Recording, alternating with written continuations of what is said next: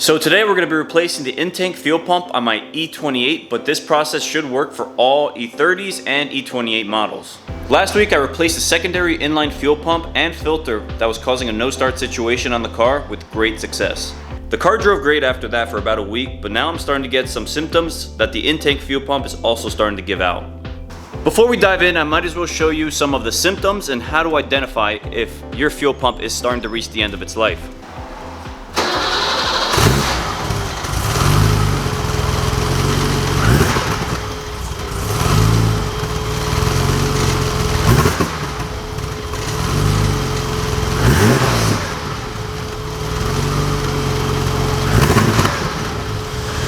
So a long cranking cold start is the first thing to look into when diagnosing a bad fuel pump. I did start my car this morning, so that's probably why it did perk up pretty quick. And the second thing I did is to make sure there's no vacuum leaks in the car. And this is the intake boot, and I did find a decent leak in the boot. So I replaced this whole thing, and I still had the same problem. So I went over to the fuel tank, open up your fuel tank, and if you get close, you can probably hear that whining noise.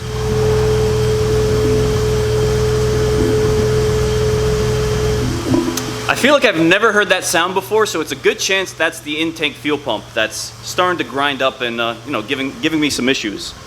Got our new fuel pump here ready to go, so we're going to turn this car off and start digging into the trunk. So our intake fuel pump is going to be located in the trunk underneath this plastic cover. This is going to be the fuel pump I'm going to be replacing it with. It's a Herco. I've heard great things about it. It's only about 80 bucks compared to the OEM, which is 700, 600, 700, something like that. But that's not going to happen. So we're going to try this one out and see what happens. This should be a pretty simple bolt-on installation. So if there's anything extra that I think you should know, I'll let you know. But yeah, let's get started.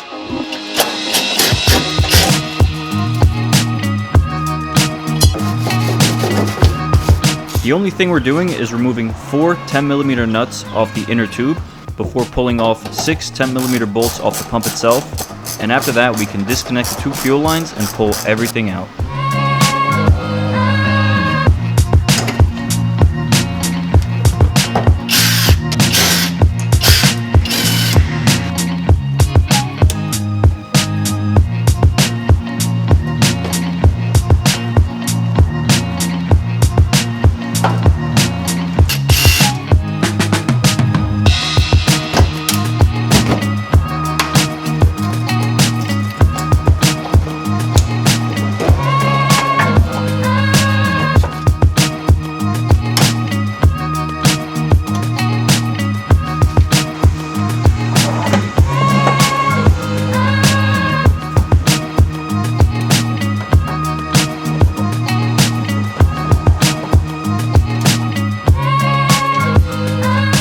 Alright boys, we got some good and bad news. The good news is that we got the pump out of the car with no problem. But the issue is that this pump looks way too new. Don't get me wrong, it's an OEM BMW pump, but it just looks so perfect. I've seen people pull out rust buckets out of their gas tanks, and everything here is looking pretty darn good. Even inside the fuel tank looks immaculately clean. I was expecting some rust or something, but there's not even any flakes or debris or anything down there.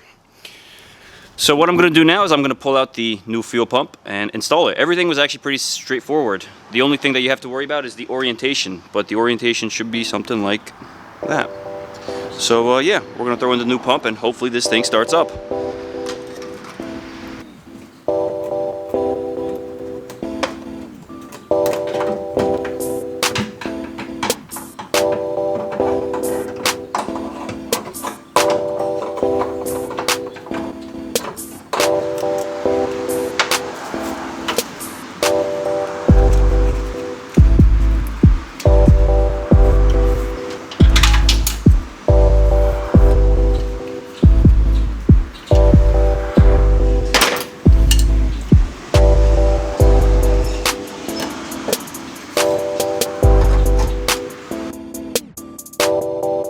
For the install, I quickly found out that it's a lot easier to connect the fuel lines first and then going ahead and bolting everything down.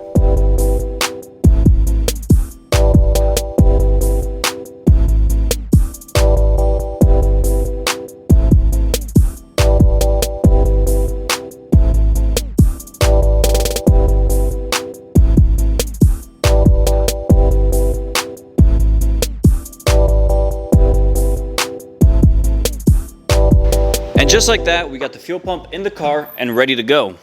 I left the cap off just in case we have any leaks. I want to be able to keep an eye on that for now. But the main issue for me was that this car had a hesitation upon acceleration. Every time you would hit the gas, the car just wouldn't go. It just kind of made this bubbling noise when you hit the throttle, and the car just wouldn't take off. This car is quick, and so when I saw the loss of power, I knew something was wrong. So yeah, we're going to cold start this thing and see if we have any RPM drops before we take it for a ride. Because another thing that was happening is that the RPM was fluctuating upon idle. It would go up a little bit and then surge down, up, down, up, down. So yeah, let's start this thing up and see what happens.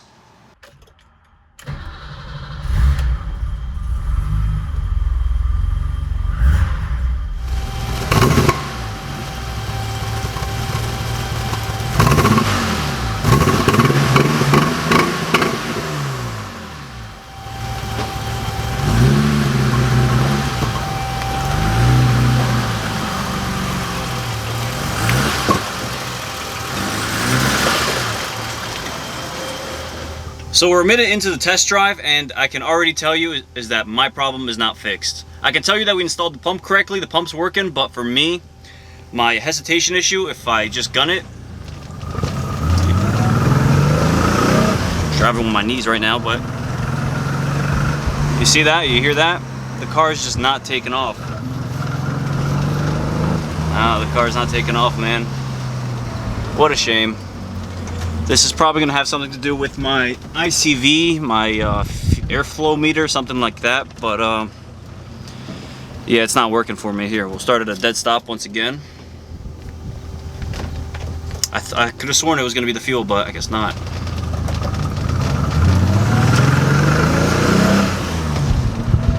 I mean, she rides, but look at that. Come on. Come on! She's not giving me the beans, man. She's not giving me the power that I'm supposed to be having. I'm upset I couldn't fix my acceleration issue, but hopefully this video helped you guys out, whoever's replacing an in-tank fuel pump. At least the car is still looking beautiful, but if you guys have any idea what could cause this acceleration issue, definitely leave it in the comments down below. It's probably the ICV valve, something like that. But yeah, this video's over. Thanks for watching, and I'll catch you in the next one. Peace.